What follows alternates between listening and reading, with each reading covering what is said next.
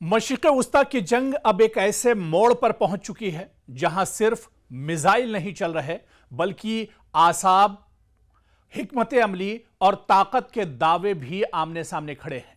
امریکہ کے ساتھ جاری اس ٹکراؤ میں ایران جارحانہ انداز میں جواب دیتا دکھائی دے رہا ہے۔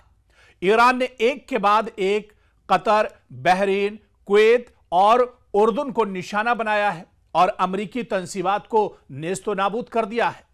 ایران اپنے ڈرونز، میزائل اور جنگی منصوبہ بندی کے ذریعے یہ پیغام بھی دے رہا ہے کہ تہران اب دباؤ میں آنے والا نہیں۔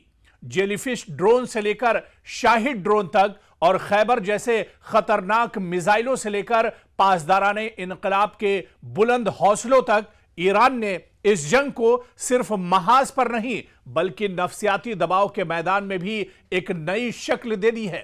تہران کی گلیوں میں غصہ بھی ہے، جوش بھی ہے اور واشنگٹن کے خلاف سخت پیغام بھی۔ یہی وجہ ہے کہ اب خود ڈونلڈ ٹرمپ یہ ماننے پر مجبور نظر آتے ہیں کہ وہ ایران کے نشانے پر ہیں۔ سوال یہ ہے کہ کیا واقعی جنگ کا پلڑا ایران کی طرف جھک رہا ہے؟ کیا امریکہ پہلی بار تہران کی حکمت عملی کے سامنے دفاعی پوزیشن میں آ گیا ہے؟ اور کیا ٹرمپ کا خوف اس جنگ کا سب سے بڑا سیاسی اعتراف بنتا جا رہا ہے؟ ایران نے جس انداز میں پلٹوار کیا ہے، اس نے واشنگٹن کے ایوانوں سے لے کر خلیج کے فوجی اڈوں تک ہلچل مچا دی ہے۔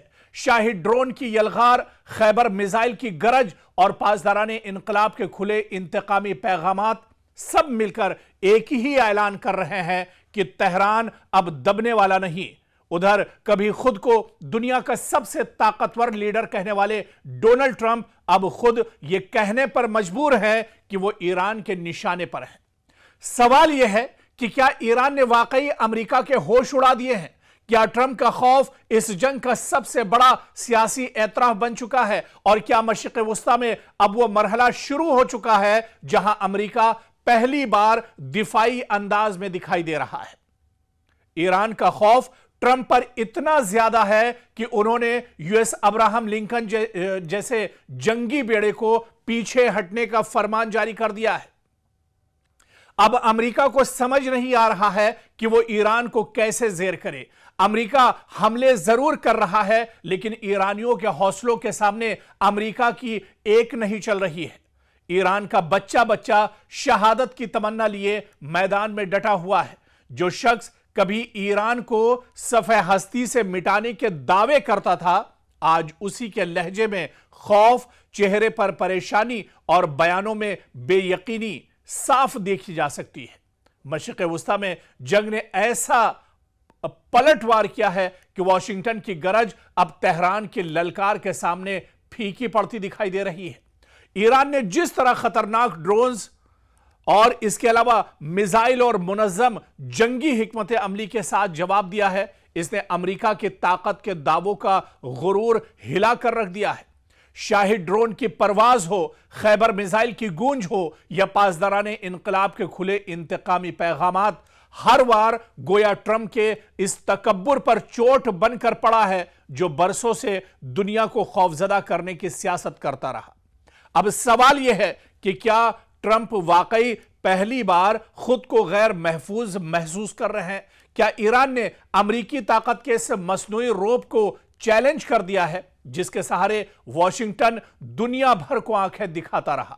اور کیا یہ جنگ ٹرمپ کے سیاسی قد سے زیادہ ان کے خوف کو بے نقاب کر رہی ہے؟ یہ دراصل ایسے سوال ہیں جو ایک بار سوچنے پر مجبور کر رہے ہیں۔ اس جنگ میں آپ دیکھیے کہ یہ جنگ جب اسرائیل اور امریکہ نے مل کر ایران کے خلاف شروع کی تھی تو دنیا نے یہ نہیں سوچا ہوگا کہ ایران اتنی مضبوطی کے ساتھ دشمن کو جواب دے گا۔ اور آپ دیکھیے کہ ایک لمبی جنگ چلی اور اس جنگ کا ڈٹ کر سامنا ایران کرتا رہا۔ اس کے بعد امریکہ کو بات چیت کی میز پر آنا پڑا۔ پھر امریکہ کہیں نہ کہیں اس کی نیت خراب ہوئی، اس نے دوبارہ سے ایران پر حملہ کیا اور اب پھر ایران ایک طرح سے ڈٹ کر مقابلہ کر رہا ہے۔ ایک طرف جہاں امریکہ دباؤ بنانے کی کوشش کر رہا ہے لیکن اس سے پہلے ہی ایران اس دباؤ کو ایک طرح سے ختم کرنے کی پالیسی پر کام کر رہا ہے۔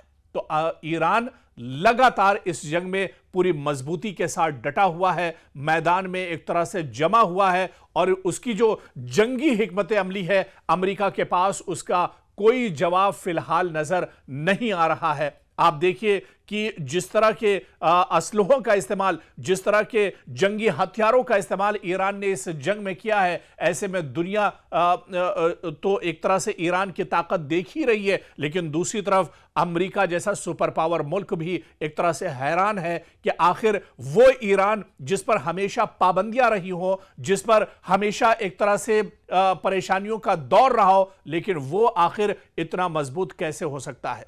और यही वजह है कि आज दुनिया ये कहने पर मजबूर है कि मशरिक़ वुस्ता का, अब अगर कोई मशरिक़ वुस्ता में सबसे मजबूत ताकत है, अब अगर कोई मशरिक़ वुस्ता का सुपर पावर है, तो वो कोई और नहीं बल्कि सिर्फ और सिर्फ ईरान है।